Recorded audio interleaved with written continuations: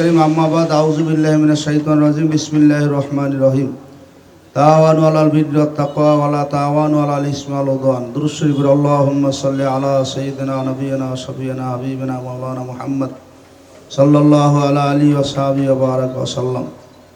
সম্মানিত দেশবাসী, আজকে ইসলামী যুব আন্দোলন কর্তৃক আয়োজিত এই সমাবেশে উপস্থিত সম্মানিত সভাপতি, প্রধান অতিথি সহ নেতৃবৃন্দ, সময় খুবই কম, তাই আমি আপনাদের অনুরোধ করি, মোবাইল ফেসবুক মিডিয়ার যুগে আপনারা দেখতেছেন বর্তমানে একদল মানুষ ওলামায়ে কেরামের বিরুদ্ধে চালান করতেছে। কথা বলেন ঠিক না বেঠিক? আমি আজকে প্রশাসন সহ মিডিয়ার ভাইদেরকে সংবাদ প্রচার করতে চাই। আমাদের সামনে যাদেরকে দেখেন, এখানে যারা নেতৃবৃন্দ বক্তৃতা দিয়েছেন, অনেকেই মসজিদের আইম্মায়ে মাসাজিদ, অনেকেই মাদ্রাসার ওস্তাদ, অনেকেই সমাজের দিনের কাজে ব্যস্ত, অনেকেই মানুষ মারা গেলে গোসল করায়, জানাজা নিয়ে ব্যস্ত থাকে, মসজিদে দিনের কাজে থাকে। এই দিনের কাজের পাশাপাশি আল্লাহর হাবিব যেভাবে নবী ছিলেন এবং আল্লাহর নবীর মক্কার রাষ্ট্রপ্রধান ছিলেন, সেভাবে আবু বকর, ওমর, ওসমান, আলী তারাও রাষ্ট্রপ্রধান ছিলেন। আমরা চাই দিনের কাজের পাশাপাশি জমিনকে আল্লাহর জমিন, আল্লাহর দিন প্রতিষ্ঠিত করার জন্য। ঠিক না বেঠিক? অনেকে মনে করছে আমাদের দ্বারা কিছু হবে না।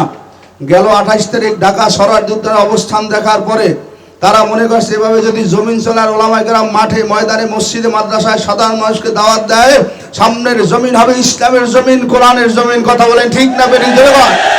আমি ওলামায়ে কেরামকে বলবো, যেভাবে আপনারা মসজিদের দিনের কথা বলেন, ইসলামের কথা বলেন, রাষ্ট্রের কথা বলবেন, কোরআনের কথা বলবেন, সাধারণ মানুষকে দিনমুখী করবেন, ভয় নাই, চিন্তা নাই, মোমেন জমিনে নামো, সফল হবে, তোমরাই সফল হবে, সামনের জমিন হবে কোরআনের জমিন। কথা বলেন ঠিক না বেঠিক? ইনশাআল্লাহ সামনে নির্বাচনে পিআর পদ্ধতিতে বাংলার জমিন ইসলামের পক্ষে আজকে জামাত ইসলাম ঢাকাতে সম্মেলন করে। আমাদের আন্দোলনে সেখানে 5 জন প্রতিনিধি গেছে।